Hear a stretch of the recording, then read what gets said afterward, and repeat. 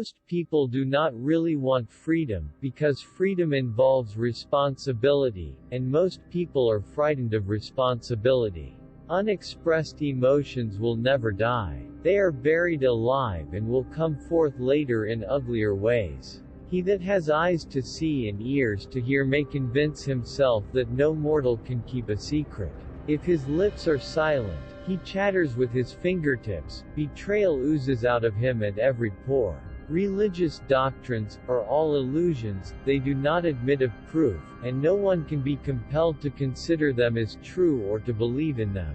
Religion is an attempt to get control over the sensory world, in which we are placed, by means of the wish world, which we have developed inside us as a result of biological and psychological necessities. But it cannot achieve its end.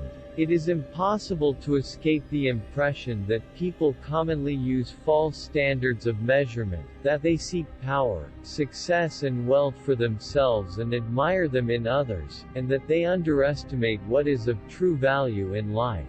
In so doing, the idea forces itself upon him that religion is comparable to a childhood neurosis, and he is optimistic enough to suppose that mankind will surmount this neurotic phase, just as so many children grow out of their similar neurosis. In the depths of my heart I can't help being convinced that my dear fellow men, with a few exceptions, are worthless. No, our science is no illusion.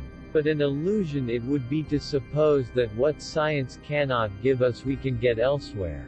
Religion is a system of wishful illusions together with a disavowal of reality, such as we find nowhere else but in a state of blissful hallucinatory confusion.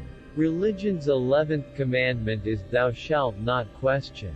The virtuous man contents himself with dreaming that which the wicked man does in actual life. It is that we are never so defenseless against suffering as when we loved, never so helplessly unhappy as when we have lost our loved.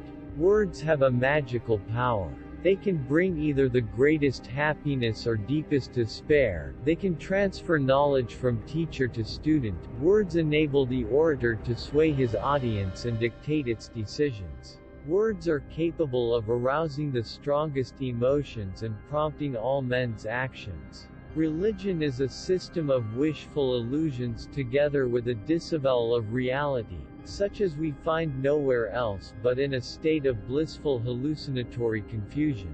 Religion's 11th commandment is "Thou shalt not question."